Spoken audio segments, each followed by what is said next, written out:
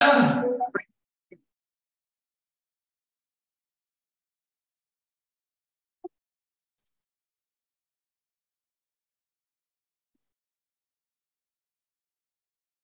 शुक्रवासरः अथवा भृगुवासरः कार्तिक कृष्ण तृतीया दिनांक 11 नोव्हेंबर 2022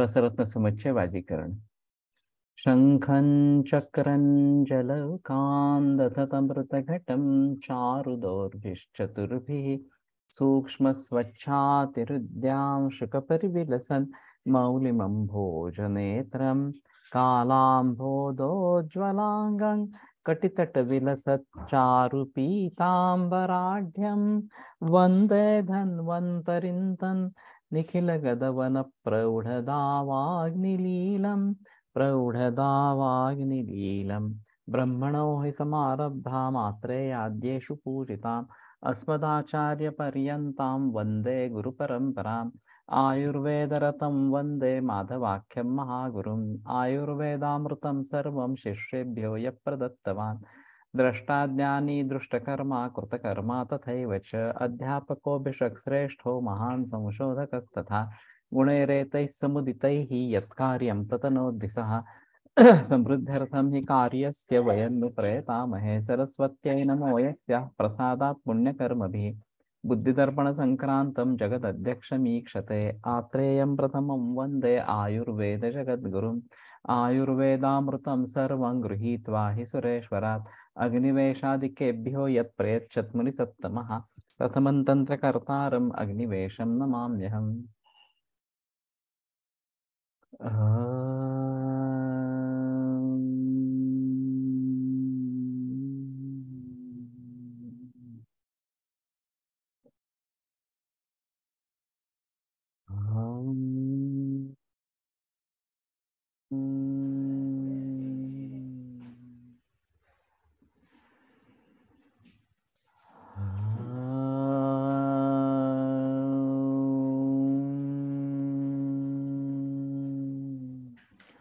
ओम शांति शांति शांति।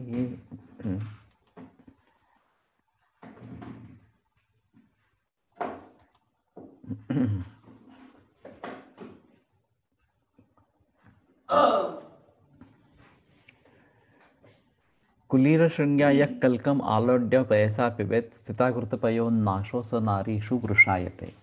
तो जब मैं वाजीकरण की बात कर रहा था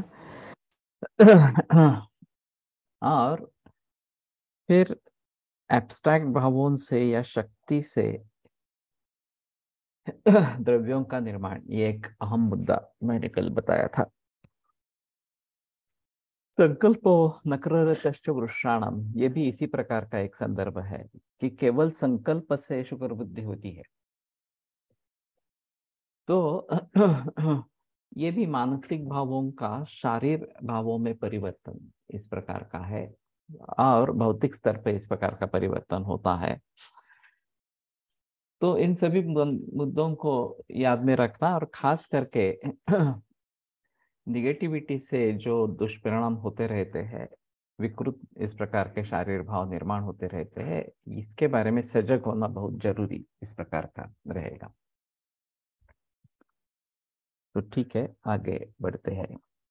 स्वयं उक्तेक्षरकयोर बीजचूर्णम सशर्करम धारोष्णेन नरः पीत्वा पयसा रासभायते। बहुत सिंपल है। तो कुपिकच्चू, स्वयं गुप्ता और इक्षुरक, कोकिलाक्षय तालिम छाना, इनका चूर्ण शर्करा के साथ और दूध के साथ सेवन करने से तो धारोष्णेन नरः पीत्वा पयसा रासभायते। तो ये तात्काल शुक्र जनन इस प्रकार का करने वाला और रति शक्ति बढ़ाने वाला इस प्रकार का योग है। तो इसका कल्प बना सकते हैं क्योंकि वैसे भी ये कोकिलाक्ष पूड़ी में वगैरह डालते हैं तो एक पिच्छलत्व उसमें आ जाता है और एक अजीब टेस्ट मुंह में हो जाती है।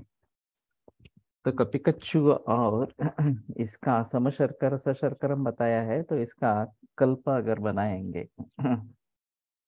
तो काफी अच्छा इस प्रकार का हो जाएगा। दूध के साथ ही देना है तो कल्प भी अच्छा है।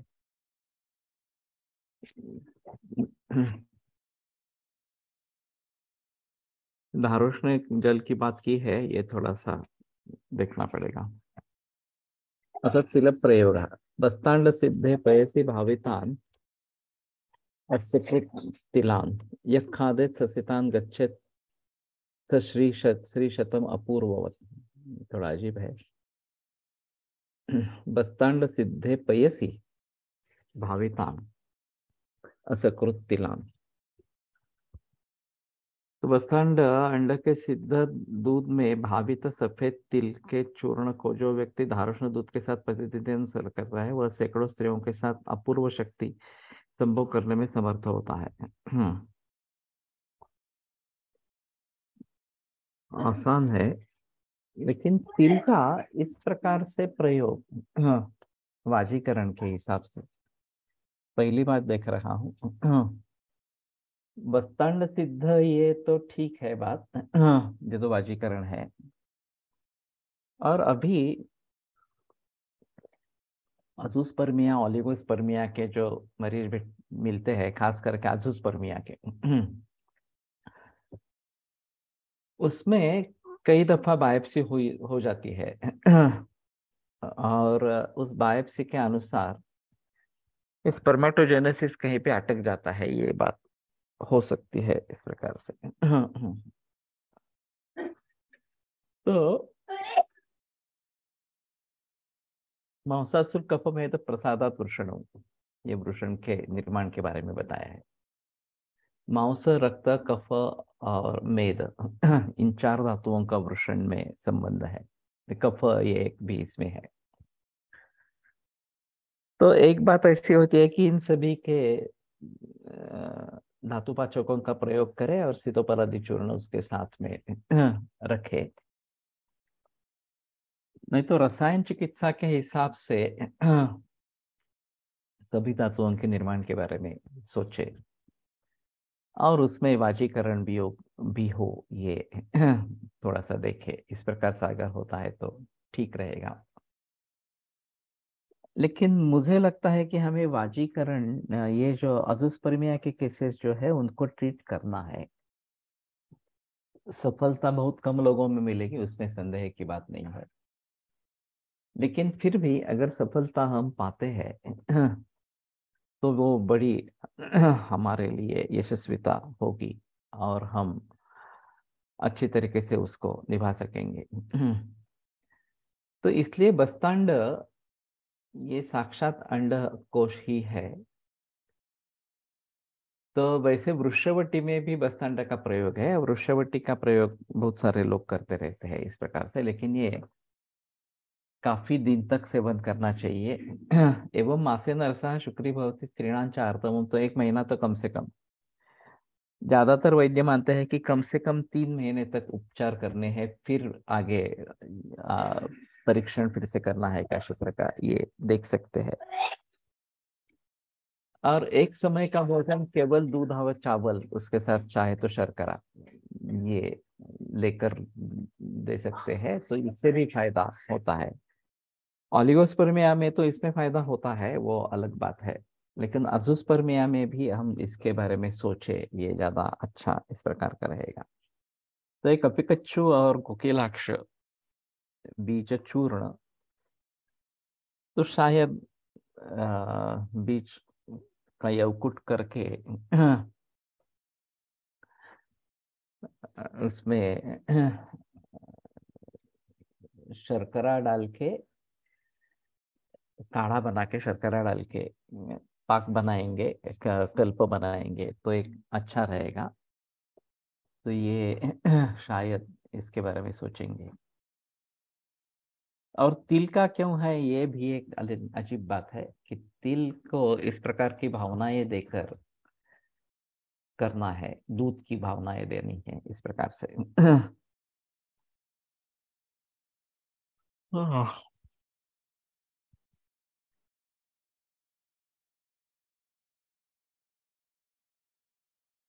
थोड़ा तिल के बारे में सोचना पड़ेगा, क्यों तिल आया है इस प्रकार से। आता सिंध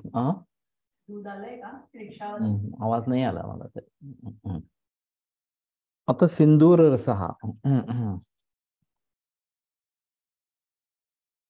इथेच आहे. गंधकेन समम सूतम श्वेतांकोल जटारसैः. त्रिदनं मर्दितं तेन रसेन गुटिकीकृतम्. रक्तचित्रक वाराहि पत्र निर्यास पेशिते. सद्यो हताज मांसस्य पिंडे नस्तं विपाचितं. तप्ततैले मज्जयित यावत् सिन्दूर सन्निभं. भवेत् मधुसर् भक्षेत् मधुसर्पिभ्यां गोक्षीरञ्च पिबेदनु. स्त्रियस्सेवेत तत्त्यागे इतस्फुटति लोचनम्. न क्रामते रसञ्चास्मिन् क्रान्ते स खलु मन्मथः. स्त्रियं सेवेत तत्त्यागे इतस्फुटति लोचनम्.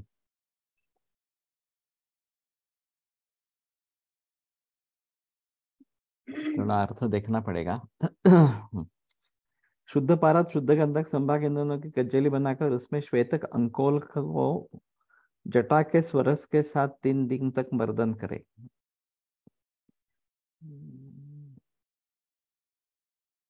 श्वेता अंकोल जटा रसई ही. श्वेता अंकोल की जटा के स्वरस के साथ 3 दिन तक मर्दन करे तथा गोलक बनावे. पुनः इस गोलक को तथा लाल चित्रक की जड़ तथा वाराही कंद के पत्तों से पिसे हुए कलकस के मध्य में तत्काल मारे हुए बकरे के मांस के पिंड को रखकर गोला बना ले और आग पर संतप्त तेल में डालकर पकावे जब तक सिंदूर की तरह लाल वर्ण का न हो जाए. इसके पश्चात उस गोलक को निकाल कर तथा महीन शीशी में भरकर रख ले. इसी सिंदूर को 2 रत्ती की मात्रा में शहद के साथ सेवन करे और ऊपर से गाय का दूध पीवे. इसके बाद स्त्री के साथ सम्भोग करे. अन्यथा स्वयं सेवन करने के बाद सम्भोग न करने पर आंखें फूट जाती है. इस रस के प्रभाव को कोई भी औषध काट नहीं सकता. इस रस को सेवन करने पर मनुष्य एक प्रकार से मन्मथ के समान हो जाता है.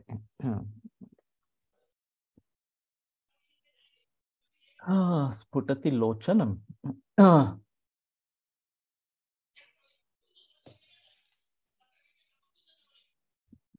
रक्तचित्र का वारा ही पत्र निर्यास पेशित है. रक्तचित्र का और वारा इन दोनों के पत्तों का ही लेना है. सद्य होता जो मांसस्य पिंडे न्यस्तम विपाचितम. तप्त तैले मज्जयित यावत सिंदूर सन्निभम. अजीब योग है थोड़ा. और आंख स्फुटति लोचनम, ये जरा अजीब है. अगर मैथुन नहीं किया तो लोचन फूट जाते हैं, नेत्र फूट जाते हैं इस प्रकार से. तो ये इसकी उष्णता काफी ज्यादा है और वो नेत्रों से कैसे व्यक्त होती है, थोड़ा अजीब इस प्रकार का बात है.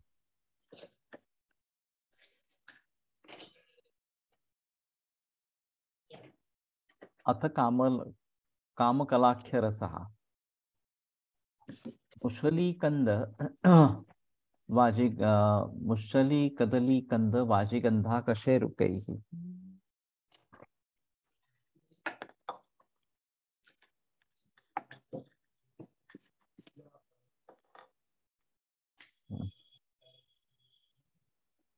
किसी का माइक चालू है.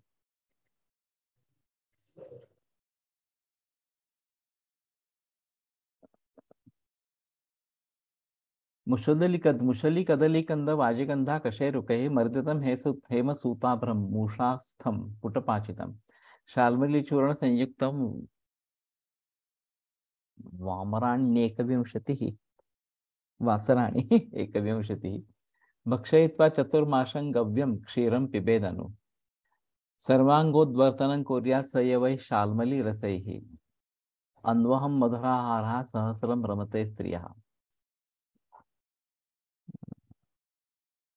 स्वर्ण भस्म, पारद भस्म तथा अभ्रक भस्म संभाग, इन सबों को लेकर मुशली कंद, कदली कंद की जड़ असगंध तथा कसेरे के स्वरस या क्वाथ के साथ क्रमशः एक बार भावित करे या साथ साथ भावित करे और गोला बनाकर तथा मूषा में बंद कर पुटपाक विधि से पुट दे।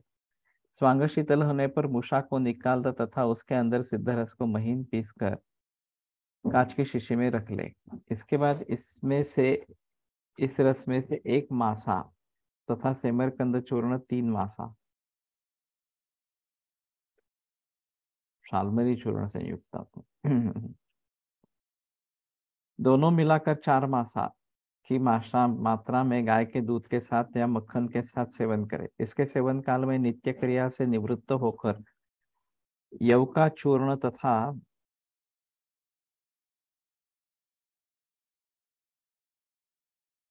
ये शालमली रस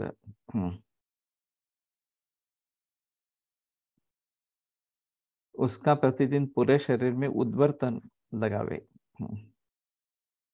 और मधुर आहार सेवन करे। इसके सेवन करने से मनुष्य हजारों स्त्रियों के साथ रमण करने योग्य हो जाता है, अर्थात संभोग शक्ति बढ़ जाती है। काम कलाख्य रस इस प्रकार का है। हाँ, इसमें शालमली रस उद्वर्तन से कैसे इफेक्ट आएगा, वैसे क्या है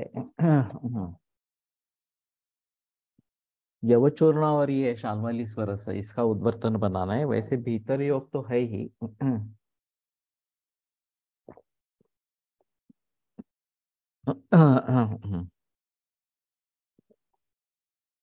ये त्वक के बारे में जो मैंने बताया था कि उदक धरा बाह्या, अश्रुक धरा द्वितीया वगैरह वगैरह इस प्रकार से, तो उसके बारे में थोड़ा गहराई में जाकर सोचना पड़ेगा और शुक्र के बारे में ये बात होती है कि अंगात अंगात प्रसिच्यति, ये जो बात कही गई है कि सभी अंगों से शुक्र आता है ऐसा लगता है मैथुन के समय, तो ये शायद एक बात है कि शुक्र धरा कला सर्व शरीर व्यापिनी इस प्रकार की है और इसके जरिए शुक्र आता रहता है। ये थोड़ा एक अजीब है, एनाटॉमिकली तो कोई सिद्ध नहीं कर सकते इस प्रकार से। हेमपादयुत सूतो मर्दित शाल्मली रसे ही कदली कंद निर्यासे क्षीरेक्षुर क्षीरेक्षुरसगोद्भूते माक्षिके चासकृत स्विन्नः शाल्मली क्षीर गोक्षुरैः शर्करामलक द्राक्षा मुशली माशमाक्षिकैः युक्तो रंभाफलधृत्या कामदेव इति स्मृतः सेवनात् ऊर्ध्वलिंग स्यात् द्रावयेत् वनिता शतम्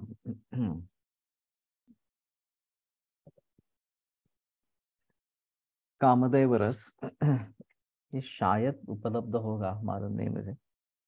स्वर्ण भस्म 1 भाग तथा पारद भस्म 4 भाग, इन दोनों को खरल में रख कर शालमली के जड़ के स्वर से 1 दिन तक मर्दन करे, अथवा स्वर्ण का कंटक वेदी पत्र 1 भाग तथा शुद्ध पारद 4 भाग लेकर प्रस्तर के खरल में घोटे जब तक पूरा पारद स्वर्ण पत्र के ऊपर चढ़ नहीं जाए। उसके बाद सेमर के जड़ के स्वर से घोटे तथा गोला बनाकर तथा कपड़े में बांधकर सेमर के स्वरस में दोला यंत्र के द्वारा एक प्रहर स्वेदन करें। इसी प्रकार गाय के दूध, गन्ना का रस, गाय का घृत तथा शहद के साथ अलग अलग 3 प्रहर स्वेदन करें। ये शहद में स्वेदन करना ये अजीब बात है हाँ, तदनंतरम गोले को निकालकर तथा सुखाकर खरल में रही महीम चूर्ण बना ले और तथा कांच का तले में रख ले। इसके बाद इस रस में से उचित मात्रा में लेकर सिमर के चूर्ण, गाय का दूध, गाय गोखरू का चूर्ण, शक्कर, अवला का चूर्ण, मनुक का, मुसली, श्वेतकंद का चूर्ण, उड़द का चूर्ण तथा शहद, इन सबों के साथ सेवन करे और बाद में पका केला खाए। युक्तो प्रंगा फलम दत्वा।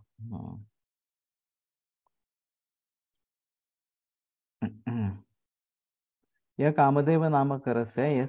यह सेवन करने से मनुष्य को कामदेव के समान सुंदर तथा बलवान बनाता है तथा ऊर्ध्वलिंग सर्वालिंगेतरे को संभोग के साथ बनाता है। इस रस के सेवन से मनुष्य सैकड़ों स्त्रियों को द्रावित कर सकता है अर्थात अनेक स्त्रियों के साथ संभोग करने में समर्थ होता है।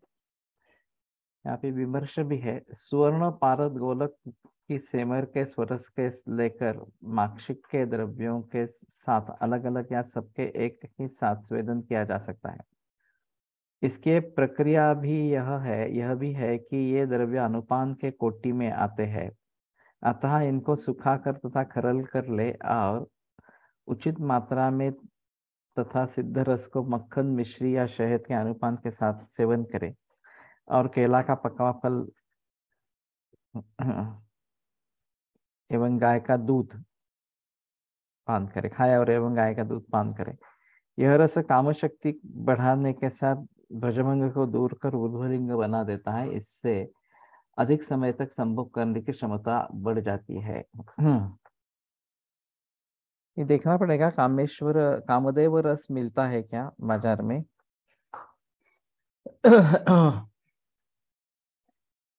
मुझे ऐसा लगता है कि शायद मिलता होगा। अगर मिलता है तो प्रयोग कर सकते हैं, लेकिन ये माक्षिक मधु के साथ गर्म करना ये काफी अजीब बात है इसमें। और शाल्मली रस बहुत जगह आ रहा है। शाल्मली जड़ गंधकेन रस पिष्ट कल्हार रसमर्दिता विपक्वो वालुकायंतरे वृषो मदन सुंदर। ये आसान है।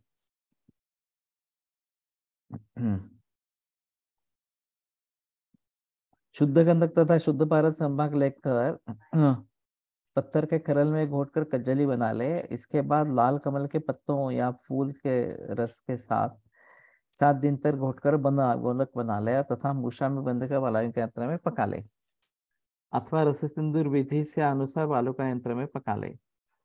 स्वांग शीतल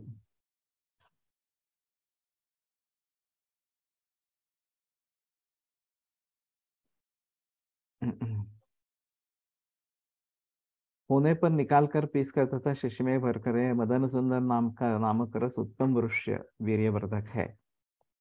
रसेंद्र सार संग्रह में इसका अनंग सुंदर नाम से वर्णन है। इसकी प्रक्रिया निम्न प्रकार है। संभारक संभाग पारुद गंधक की कज्जली को लाल कमल के तत्वों के स्वरस या लाल कमल के पुष्प के कमल फूल के स्वरस से 3 दिन तक घोटकर वालों का यंत्र में एक प्रहर तक पाक करें। इसके बाद लाल अगस्त्य पुष्प के स्वरस तथा सफेद कमल के पुष्प के साथ घोटकर तथा कोलक बनाकर वालों का यंत्र में पुटपाक कर सिद्ध करने का विधान है। वैशेष रत्नावली में इस रस का नाम कामिनी मदभंजक इस प्रकार का है। इसमें जितनी ही अधिक भावना हो दी जाएगी उतना ही गुणाधिक्य होगा।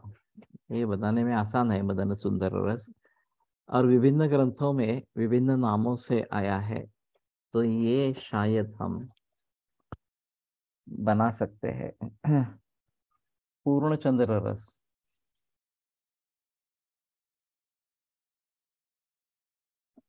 कामेदेव इह सोच्चटा रसो रक्तपुष्प मुनिसार भावितः पूर्णचंद्र इति विश्रुतो रसा प्राणिनां चर्मधातु पूरकः रहस्यं कुसुमास्त्रस्य शृंगारस्यादिदैवतं कर्मणं तद् सुदृशाम् ऊचे रसत्रयमिदं हरः।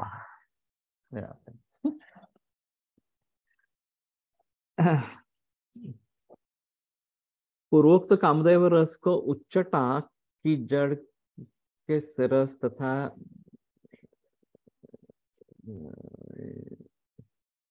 उच्चटा रस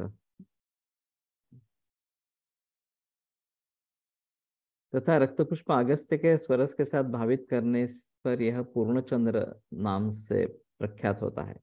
यह प्राणियों को अंतिम धातु को बढ़ाने वाला है वीर्य। जो श्री शंकर जी ने इन तीनों रस कामदेव रस मदन सुंदर तथा पूर्णचंद्र रस को कामदेव का रहस्य कहा है। अर्थात कामदेव का घनिष्ठ मित्र या गोप्य अस्त्र श्रृंगार या अधिष्ठात्र देव सुंदर नयन वाली स्त्रियों को वश में करने वाला एक प्रकार का अस्त्र है। अभी पूर्णचंद्र से मिलता है, नहीं तो मकर ध्वज मिलता है। मकर ध्वज तो मिलता ही है, इसमें संदेह नहीं है। तो पूर्णचंद्र का ही अग्रिम रूप मकर ध्वज इस प्रकार का माना जाता है।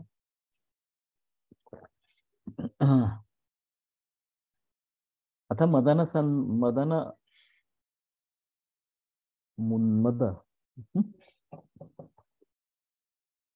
मृन्मथ रसः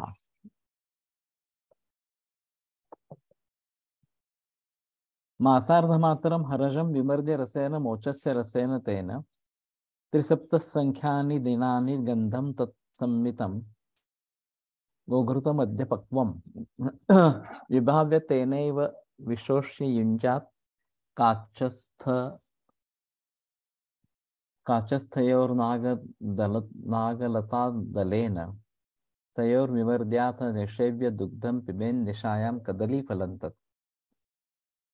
कामेश्वर मोदक अवेलेबल, महाकामेश्वर मोदक। तो ये देखना पड़ेगा, कामेश्वर मोदक आगे आएगा शायद। मदनम मदयन मदमुज्ज्वलयन प्रमदानिवहान अतिविभलयन सुरतैः सुखदैर् गतविच्चवनय भवसार जुषाम अयमेव सुहृत्।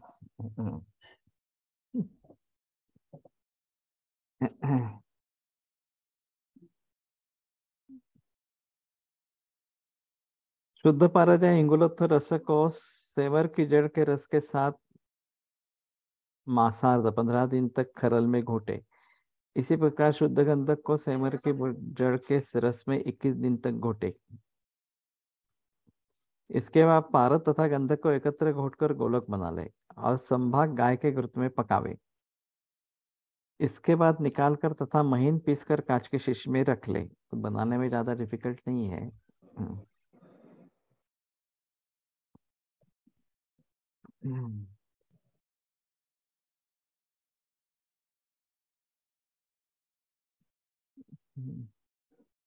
इस रस को उचित मात्रा में पान के रस के साथ शीशे में खरल में घोट कर रात्रि में सेवन करे और ऊपर से मिश्री मिलाकर दूध पीवे तथा पक्का केला खाए। यह रस प्रतिदिन सेवन करने से मदन शक्ति को, संभोग शक्ति को बढ़ाता है, हर्ष को बढ़ाता है, मदोन्मत्त कामिनियों के झुंड को शुक्र से अतिशीघ्र न निकलने से संभोग रूपी युद्ध से विभल करता है और इस संसार में सारभूत कामिनी रूपा वस्तु को वाहने वाले पुरुषों का अद्वितीय मित्र है। रस रत्नाकर में इस नम का पूर्णेंद्र रस रखा गया है। इसकी प्रक्रिया निम्न प्रकार है।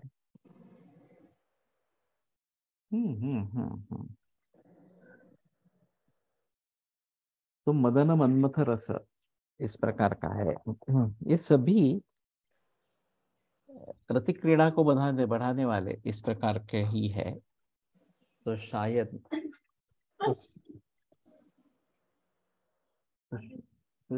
सुश्रुत अथ कुसुमायुध।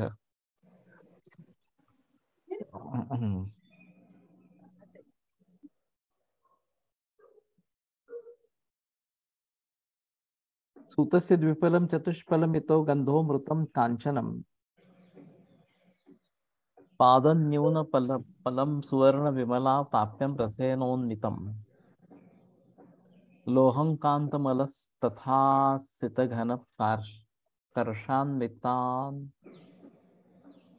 कर्षान्वितो एकशो हंतव्य अर्थ देना आता है क्या?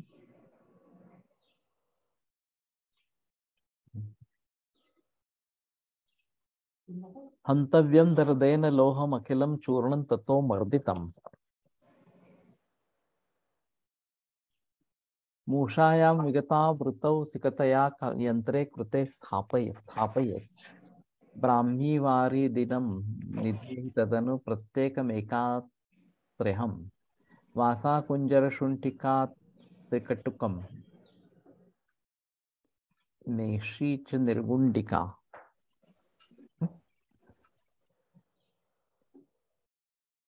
काली कुंजर शुंडिका हुतवह तोयानि तत्वा पचेत ततस्थम निखिलांभोभिर विमर्द्य पुटय लघु निर्यासे शाल्मलैर्ग्राह्यो वलत्रयमितो रसा। निर्यास बलिपलितनाशाय निर्मासं मधुराशनः सुरतेषु सुलोचना शतैर् गतवीर्यच्चवनैर् मनो यदि।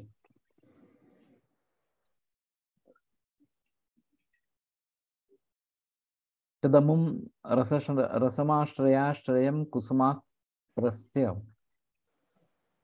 चिराय धन्विनः यदि सन्ति सहस्रशः स्त्रियश्चतुरा श्लेषमनोहरा चतुरा श्लेषमनोहरा प्रसन्नाः सुकवेरिव गुम्फना गिरां सुरसोनेन युवा रसेन भूयात्।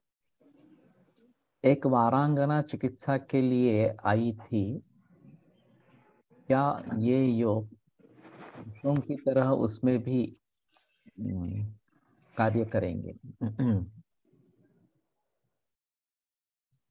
ये एक बड़ा सवाल है। और पूरे ग्रंथों को देखेंगे तो पुरुष प्रधान इस प्रकार की सभी रचनाएं हैं। अब स्त्रियों में इस प्रकार की कामेच्छा की पूर्ति होनी है या नहीं होनी है, इसके बारे में सूत्र नहीं है। अपत्यकांक्षित्व है और उसके लिए योग है, लेकिन सुरत क्रीड़ा के लिए स्त्रियों में आवश्यकता होती है या फिर ये जैसे बहुत सारे स्त्रियों का सेवन कर सकते हैं उसी प्रकार वो भी अनेक पुरुषों का सेवन कर सकती है क्या, इसके बारे में बहस कोई भी नहीं है। और जैसे वाजीकरण आगे स्त्री बताई गई है उसी प्रकार पुरुष वाजीकरण होता है या नहीं होता है ये भी एक बात है। तो अपत्य प्राप्ति के हिसाब से दोनों के बारे में संदेह नहीं है, दोनों के बारे में योग मिल जाते हैं।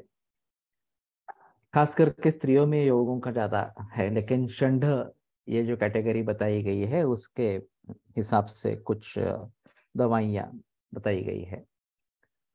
लेकिन स्त्रियों के कामुकता के बारे में वो उनकी रति क्रीड़ा में क्या करेंगे इसके बारे में संदेह है। तो इसमें एक विचार ये हो सकता है कि शुक्र ये धातु के रूप में दोनों में है, पुरुष और स्त्री में, और बीज रूप जो है वो पुरुषों में शुक्र ही है और स्त्रियों में वो आर्तव है। तो इसमें काफी अंतर इस प्रकार का हो जाता है क्योंकि आर्तवम आग्नेयम और शुक्र जो है वो सौम्य इस प्रकार का है। लेकिन रति क्रीड़ा के लिए जो शुक्र चाहिए वो स्त्रियों में भी मौजूद इस प्रकार का होता है और कई दफा श्वेतस्राव के जरिए ये दिखाई भी देता है। तो पानी जैसा श्वेतस्राव और वो ज्यादा होने पर थकान आना, ये एक तरीके से स्त्री शुक्र का बाहर निकलना इस प्रकार से समझ सकते हैं।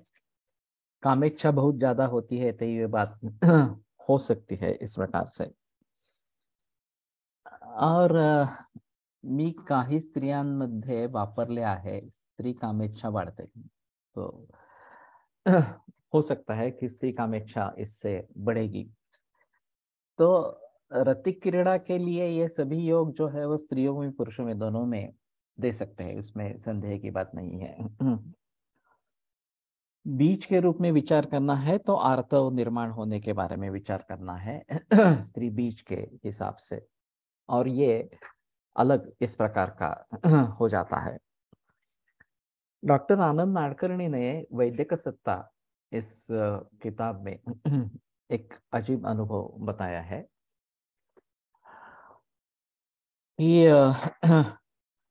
परिवार नियोजन के लिए जो भी साधन वगैरह है उसके हर एक के मर्यादाएं हैं और दुष्परिणाम वगैरह इस प्रकार से भी है। तो सेफ इंटरकोर्स किसको कहेंगे और कैसे समझेंगे? तो उनका कहना है, ये मालूम नहीं एमबीबीएस में लिखा है या नहीं लिखा है इस प्रकार से, कि ऋतुकाल में स्त्रियों में इस प्रकार का स्राव होता है और वो समझ सकती है कि ऋतुकाल का स्राव है, तो ये इसमें अगर मैथुन हो जाए तो होने की संभावना होती है। और उनका कहना था कि 90% या उसके ज्यादा औरतें ये स्राव समझ पाती थी और फिर उन दोनों को अगर टालते हैं तो गर्भधारणा नहीं होती है, ऐसा उनका कहना था। अब ये कहा जाए तो सबसे आसान तरीका है, सेफ है इस प्रकार से, लेकिन ऋतुकाल कितना होता है इसके बारे में काफी संदेह है। जनरली 13-14 दिन से लेकर 2-3 दिन तक ऋतुकाल इस प्रकार का रहेगा। Pharmacological action will be on hormones, so it may not differ.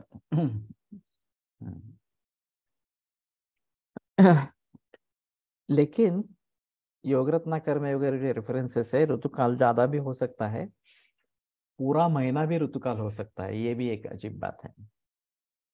मेरे पास पहले क्लिनिक में एक कंपाउंडर था और उसका कहना था कि रजत प्रवृत्ति से केवल एक दिन पूर्व मैथुन हुआ और गर्भधारणा हुई, उसके पहले मैथुन नहीं हुआ था फिर भी गर्भधारणा हो गई, इस प्रकार का से कहना था। तो पूरा मास इस प्रकार से ऋतुकाल हो सकता है, ये भी एक अजीब बात इस प्रकार की है। तो इसमें थोड़ा संदेह इस प्रकार के रह सकते हैं, लेकिन जिनका ओव्यूलेशन सीमित है, 2-3 दिन के लिए ही रहता है इस प्रकार से, उनमें शायद हम सेफ पीरियड की बात उसके पहले या उसके बाद में कर सकते हैं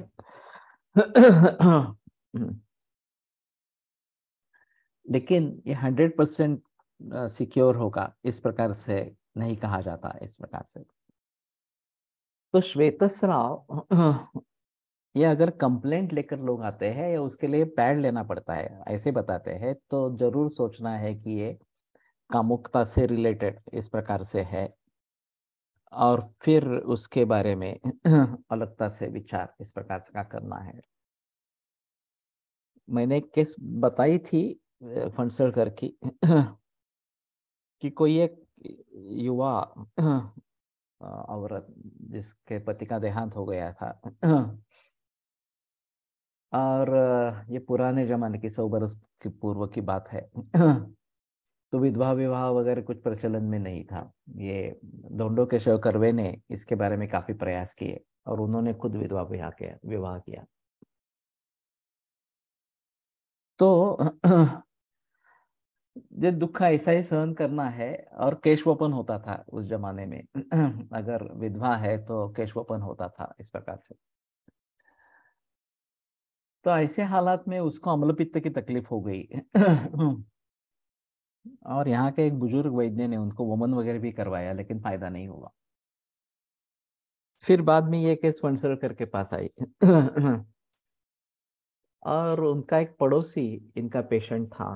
तो पड़ोसी ने एक ऑब्जर्वेशन बताया कि ऐसे ये सदमा तो उसने सहन कर लिया था पति के निधन का, लेकिन एक नया कपल पड़ोस में रहने के लिए आया और तब से इसका स्वास्थ्य बिगड़ गया इस प्रकार से। तो ये ऑब्जर्वेशन भी अलग इस प्रकार का है। तो फिर फंडसलकर ने उसका काउंसलिंग किया और फिर पित्त शमन होने वाली वगैरह इस प्रकार की दवाइयाँ दी, तो वो ठीक हुई। कहने का तात्पर्य अर्थ ये है कि वो मुझे बता रहे थे कि नया कपल, नया दंपति पड़ोस में रहने के लिए आए और तब तकलीफ बढ़ी। तो मानस भाव जो है इस प्रकार से ये महत्वपूर्ण इस प्रकार करेंगे। अभी के जमाने में तो लोग आसानी से दूसरी शादी कर सकते हैं, लेकिन उस जमाने में जब ये बहुत डिफिकल्ट था, तो किस प्रकार की मानसिक स्थिति होती होगी ये देखना मुश्किल है। अभी कंपाउंडर वाला जो इंसिडेंस आपने कहा, वैसे ही एक पेशेंट आई थी, पर बाद में हिस्ट्री लेने पर पता चला कि उसकी वाइफ ने किसी और से संबंध रखा था और मिड साइकिल में। हाँ ठीक है, ये अलग बात है। लेकिन मैंने जो उदाहरण बताया वो उसमें एक ही बार मैथुन हुआ था, केवल रज प्रवृत्ति के एक दिन पूर्व, और फिर रज प्रवृत्ति हुई नहीं, कंसेप्शन हो गया इस प्रकार से। तो ये भी बात इस प्रकार की हो सकती है। वैभव मेहता ने एक अजीब केस बताई थी कॉलेज के उससे, कि ये एक्यूट एब्डोमेन के लिए एक युवा औरत आ गई, और फिर कुछ पता नहीं चला, हाउसमैन ने हिस्ट्री ले ली थी ऐसा उसका कहना था। तो लेप्रोटोमी करने का सोचा। लेप्रोटोमी में एक्टोपिक प्रेगनेंसी सामने आई, तो सर्जन गुस्सा हो गए। एक्टोपिक प्रेगनेंसी पहले कैसे पता नहीं चली, उसने पूछा। तो उसने पूछा कि मैंने हिस्ट्री पूछी थी, उसने कहा कि पति बाहर गांव चला गया। महीने भर नहीं है, इस प्रकार से। तो गुस्सा हो गए, पति बाहर गया है, ये क्या रीजन हो सकता है इस प्रकार का। विवाह हुआ है या नहीं हुआ है ये देखना चाहिए था, पूछना चाहिए था। तो फिर उसके पूछने के बाद उसने बता दिया कि कोई दूसरे के साथ उसका संबंध आ गया था वगैरह वगैरह। तो हिस्ट्री लेना एक अहम मुद्दा इस प्रकार का रहेगा। और सत्य स्थिति क्या है ये मालूम होना जरूरी इस प्रकार का होगा। तो मैथुनन गर्भदर्शनात्, ये तो अनुमान में हमारे शास्त्र में भी लिखा है, अगर गर्भ है तो मैथुन हुआ ही है, नहीं तो बिना मैथुन के गर्भ होने ही वाला नहीं है। तो कार्य से कारण का अनुमान ये जो बताया गया है उसमें ये मैथुनन गर्भदर्शनात् ये निश्चित रूप से बताया गया है। तो सूत्र को पढ़ लेते हैं हिंदी में, एक काफी बड़ा है ये। कुसुमाधर से शुद्ध पारद 2 पल, शुद्ध गंधक 4 पल, दोनों के कजली स्वर्ण भस्म चौथाई न्यून पल, एक पल के कम से कम 3 कर्ष,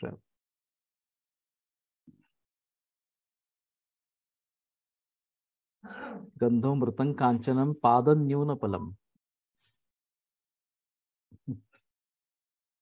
एक पद कम,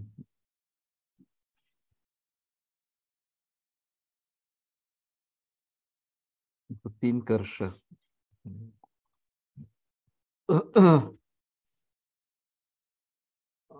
सुवर्ण सुवर्ण माक्षिक भस्म पारद भस्म के बराबर, विमल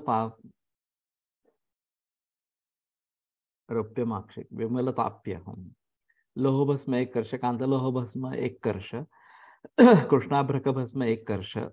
इन समूहों को लोह की दरद हिंगुल समभाग के घृत कुमारी के रस में मर्दन करे और गोलक बनाकर सुखा ले तथा पुट दे। स्वांग शीतल होने पर निकालकर शेष भस्म के साथ मिलाकर घृत कुमारी के रस में घोटकर मूषा में बंधकर वालुका यंत्र में रखे और मूषा का मुख खुला रखे। पुनः इस वालुका यंत्र को चूल्हा पर चढ़ाकर मंद मंद आंच से पाक करे और मूषा में ब्राह्मी का स्वरस डालकर तथा कलछी चलाते हुए पाक करे। दूसरे दिन अड़ूसा के रस डालकर पूर्वोक्त पाक करे। इस प्रकार कुंजर शुंठी, ताल्यालो हरितकंद, ये क्या है मालूम नहीं है।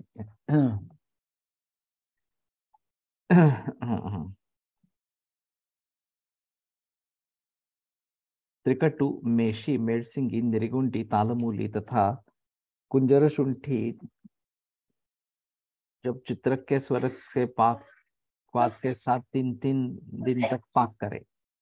इस प्रकार पाक हो जाने पर तथा सांग शीतल हो जाने पर मूषा से सिद्ध रस को निकाल कर तथा महीन पीस कर पूर्वोक्त सभी द्रव्यों से मिश्रित स्वरस तथा क्वाथ के साथ 7 दिन तक भावित करें और लघुपुट में बंद कर पाक करें। इसके बाद स्वांग शीतल हो जाने पर निकाल कर तथा खरल में महीन चूर्ण बनाकर कांचकोपी में रख ले। इस प्रकार सिद्ध रस को 3 पलक की मात्रा में सेमल के गोत के चूर्ण के साथ मिलाकर 3 मास तक सेवन करें और इस रस से सेवन काल में मधुर पदार्थ सेवन करें। इससे वली वलित रोग नष्ट हो जाता है। जिन पुरुषों को सुंदर नयन वाली सैकड़ों स्त्रियों के साथ संभोग करने की इच्छा हो, वह कामदेव के मित्र इस कुसुम मधुर रस को सेवन करे। कमल के समान प्रसन्न मुख वाली संभोग तथा आलिंगन करने में अत्यंत निपुण, अपने अंग की सुंदरता को युवकों के मन को आकर्षित करने वाले सैकड़ों स्त्रियों भी आ जाए तो इस रस के प्रभाव से मनुष्य संभोग करने में समर्थ होता है। जैसे वाग विन्यास में निपुण कवि काव्य कल्पना में कभी क्षीण नहीं होता, अर्थात इस रस के प्रभाव से सैकड़ों स्त्रियों के साथ संभोग करने पर भी क्षीण नहीं होता। जैसे आशु कवि नई नई काव्य रचना करते भी शिथिल नहीं होता, बराबर काव्य की रचना करता है। ये काफी बड़ा है पाठ इसका। और मालूम नहीं, वैसे बनाने में ज्यादा दिक्कत नहीं आएगी, लेकिन काफी परिश्रम करने पड़ेंगे।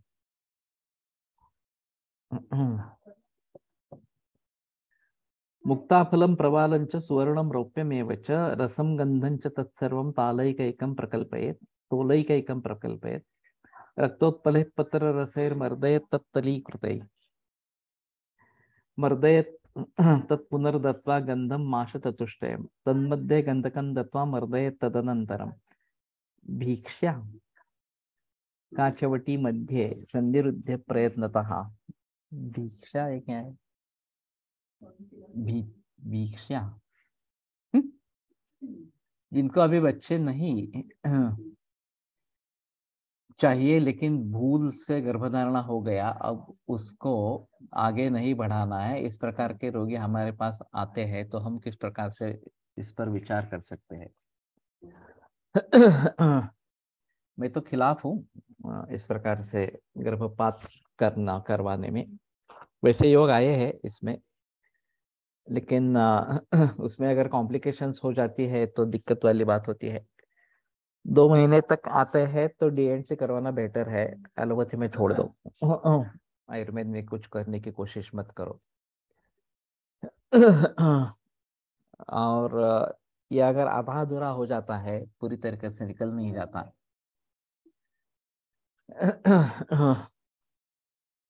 तो मतिमंदत्व वगैरह होने के चांसेस रहते हैं, ऑटिज्म होने के चांसेस रहते हैं, तो नहीं करना है, बेटर नॉट टू ट्रीट इस प्रकार से। और दूसरी भी इसमें एक बात है कि ये हत्या है, भ्रूण हत्या है, और आप अगर सुझाव देते हैं भ्रूण हत्या के लिए तो आपको भी पातक लगता है, जो करने वाले हैं उनको तो पातक लगता ही रहे, माता और पिता दोनों को पातक लगता ही है, लेकिन आप अगर सुझाव देते हैं इस प्रकार से तो आपको भी पातक लगता है। तो बेटर ऑप्शन है कि ये टाले, इन मरीजों को नहीं ले। अगर उनको जाना है तो उनको कहे कि एलोपैथी की राय ले ले और उसमें जो भी कुछ करना है वो करे इस प्रकार से। तो ये काफी मुश्किल मामला इस प्रकार का है। और दूसरी जगह ये भी बात होती है कि बहुत सारे लोग अनपत्य है और वो चाहते हैं गर्भ प्राप्त करने के लिए इस प्रकार से।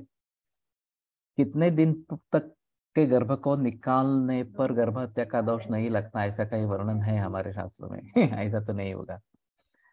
ये सजीव है तो उसकी हत्या करना ये हत्या ही है, कभी भी। इस प्रकार से अपने आप अगर हो जाता है तो अलग बात है, लेकिन हम करवाते हैं या वो माता पिता करवाते हैं, वो हत्या ही है इस प्रकार से। अब हमारे यहाँ हिस्ट्री में मिलते हैं इस प्रकार से कि एमटी की करवाई गई है, केवल गर्भ चाहिए नहीं था उस समय में। तो मैं तो याग भस्म का प्रयोग इन मरीजों में करता हूँ। तो गर्भपटना करते गर्भपात न करते हुए रिग्रेशन ऑफ एम्ब्रियो हो, ऐसा कुछ आयुर्वेद विचार कर सकेगा क्या भविष्य में? मुश्किल है। उनको प्रेगनेंसी कंटिन्यू करने के लिए कन्विंस करे, ये सही रहेगा। अब अगर इस प्रकार में कोई रिस्क नहीं है तो अलग बात है। केवल अनवांटेड प्रेगनेंसी है, इसके लिए टर्मिनेट करना है, ये मैं नहीं समझ सकता। मिंदे दिवस इस प्रकार का कहा जाता है कि पहला गर्भ है, वह पहला बालक है, पीरियड्स आए नहीं है और फिर गर्भधारणा होगी 5-6 महीने में, 7-8 महीने में, इस प्रकार से ये भी मरीज दिखते हैं। तो उस समय में ये हानिकारक होता है, क्योंकि पहले बच्चे को दूध देना चालू रहता है इस प्रकार से। उसको एक पारिभार्गिक या इस प्रकार की कुछ संज्ञा है। लेकिन फिर भी मेरा सुझाव नहीं है कि गर्भपात करें। तो अगर ऐसा होता है, अभी यूएई में गर्भपात अलाउड ही नहीं है। किसी भी तरीके से कितनी भी रिस्क हो तो भी अलाउड नहीं है। तो ये भी अजीब मामला है। हर देश के कायदे कानून अलग अलग इस प्रकार के हैं। जैसे कि अमेरिका में गर्भलिंग बताया जाता है, ऑफिशियली बताया जाता है। तो कई लोग ऐसा भी करते हैं कि अगर अनवांटेड प्रेगनेंसी है या केवल पुरुष गर्भ ही चाहते हैं, तो अमेरिका में जाके गर्भलिंग अनुमान करके लेके आते हैं, परीक्षण करके लेते हैं, फिर डिसाइड करते हैं कि चालू रखना है, बच्ची है तो निकाल देना है, वगैरह वगैरह। इस प्रकार से भी सोचने वाले लोग हैं। हम हमारे पास आए रोगी को एलोपैथी में गर्भपात करने के लिए भेज देते, तो क्या तब भी हम इस हत्या के भागीदार होंगे? वास्तव में होंगे। लेकिन फिर भी ऐसा है कि आप कन्विंस करें कि नहीं, गर्भ हत्या नहीं करनी है, और फिर भी अगर वो चाहते हैं तो उनको कहना कि मेरे पास तो कोई उत्तर नहीं है इसका, आपको करना है अगर तो वहां पे जाके करें, लेकिन ये आपकी मर्जी होगी, तो आपको पाप नहीं लगेगा। तो ये इनका डिसीजन है और वो कर सकेंगे। कंजेनाइटल डिफॉर्मिटी वाले को गर्भपात सलाह देना भी पातक ही होगा क्या? ये नहीं होगा। क्योंकि हमें मालूम है कि इससे फायदा नहीं है, जन्म तक विकृति को झेलना पड़ेगा इस प्रकार से, और पूरी फैमिली दुख में चली जाएगी। तो अगर इस प्रकार की स्थिति होती है तो हम बता सकते हैं कि ठीक है तुम गर्भपात करवाओ, लेकिन हमें नहीं करना है, वो एलोपैथी में ही जाने दो, वही बेहतर ऑप्शन इस प्रकार का है।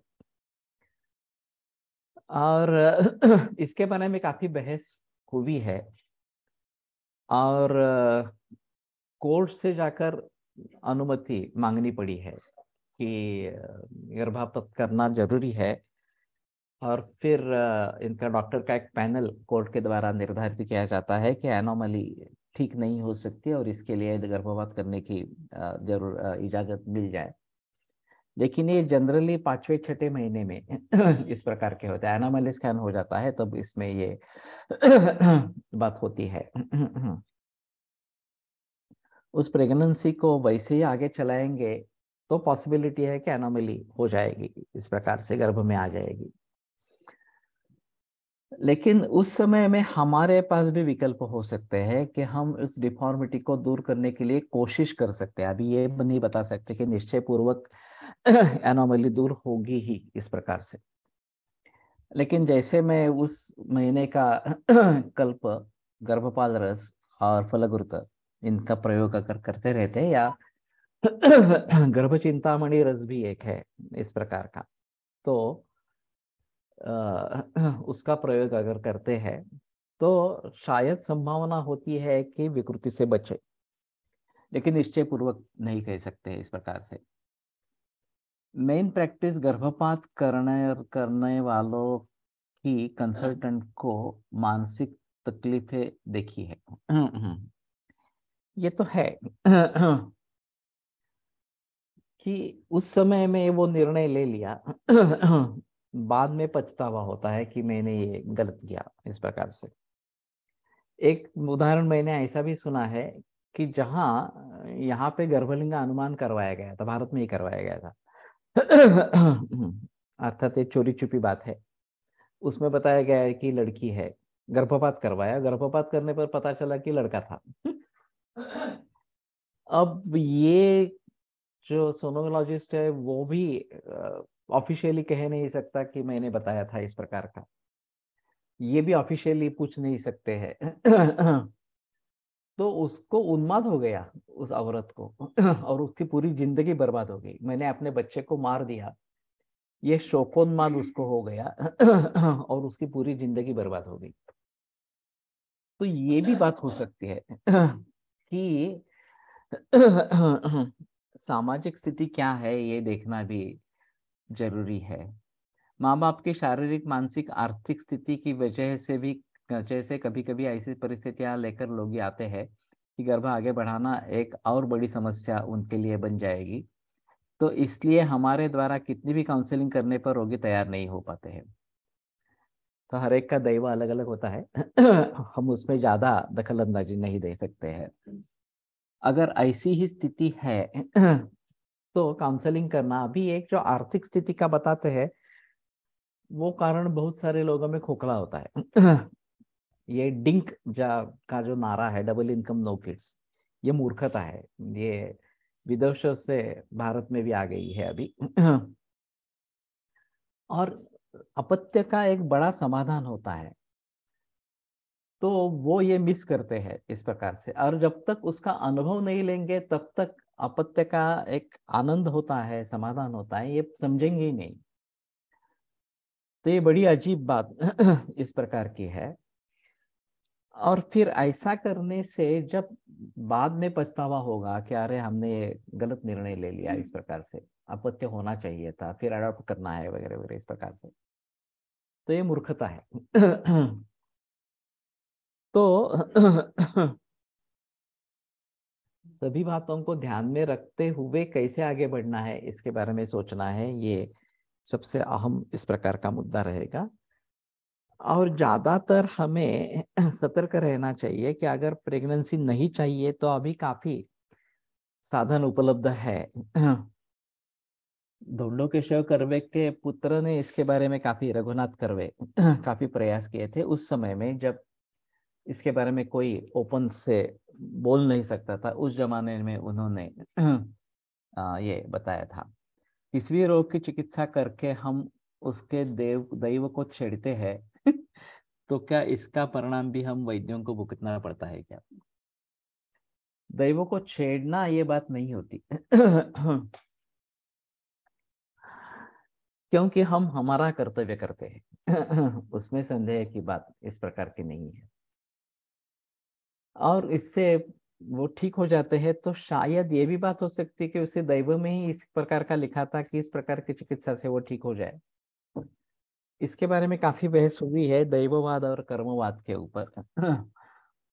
और जो दैववादी लोग हैं वो कहते रहते हैं कि सब दैव से ही होता रहता है, कर्म करने की इच्छा भी दैव से ही होती है, अगर दैव नहीं है तो कर्म करने की इच्छा भी नहीं होती है। और प्रयत्नवादी कहते रहेंगे कि नहीं, हम प्रयत्न करते रहते हैं तो दैव भी अनुकूल हो जाता है। ये भी बात हो सकती है। तो दैवे पुरुषकार्येच स्थितः यस्य बलाबलं तयोरुदार्योर्युक्तिर्दीर्घस्य स सुखस्य च नियतस्य आयुषो हेतुर्विपरीतस्य चेतरा। ये जो बात चरकाचार्य ने विमान स्थान 3 अध्याय में कही है, जिनबद्धोत्तम सुने, उसको भली भांति देखो। इस पर हमारे शास्त्रों में कुछ कहे है क्या? बड़े बड़े वैद्यों को गंभीर रोगों से ही मरते देखा है लेकिन ये उनके कारणों पर भी निर्भर होता है। ऐसी बात नहीं है कि उसका ये ही कारण हो। नहीं तो न्यायाधीश अगर किसी को फांसी पे चढ़ाते हैं तो वो हत्या करते हैं ऐसा नहीं मानते। न्यायाधिकारिणा दत्तः मृत्युदंडः अधर्मजनकः हिंसात्वात्, तो तत्र निषिद्धत्व ये उपाधि बताते हैं इस प्रकार से।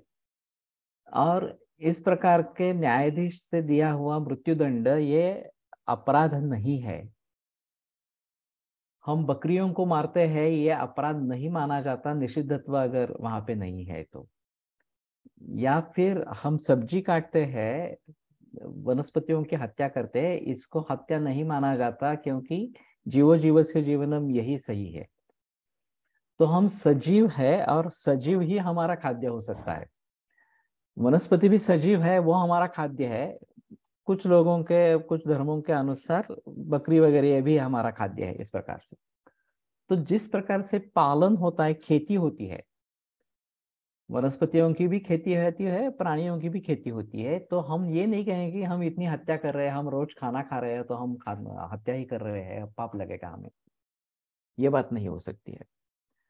तो सभी चीजों का सारासार दृष्टि से विचार करो और फिर उसके आधार पर सोचो। ठीक है, आज रुकते हैं, कल आगे बढ़ेंगे चरक को लेकर।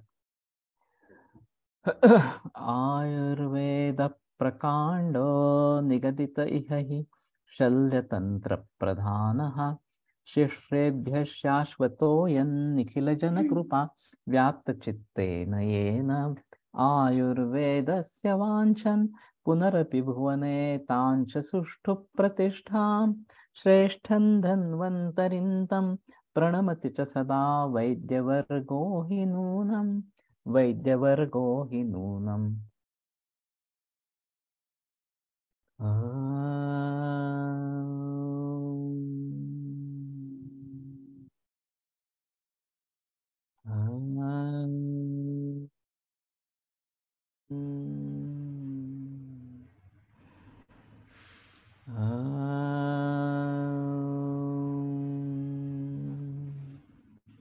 ओम शांति शांति शांति। पुनर्पुंसवन संस्कार करना सही है या गलत, उसके दैव में क्या हम इसको बदल सकते हैं? बलि पुरुषकारो ही दैवम प्रतिवर्तते, इस सूत्र में, ग्रंथ में ही लिखा है। अभी इसके बारे में बहस करना काफी मुश्किल है क्योंकि कानूनन अपराध माना गया है अभी पुंसवन करना इस प्रकार से। उसके बारे में मुकदमा लड़ना पड़ेगा तो अच्छा रहेगा। विरम्यते व्याख्यान व्यापार श्वः पुनरपि मिलिष्यामः।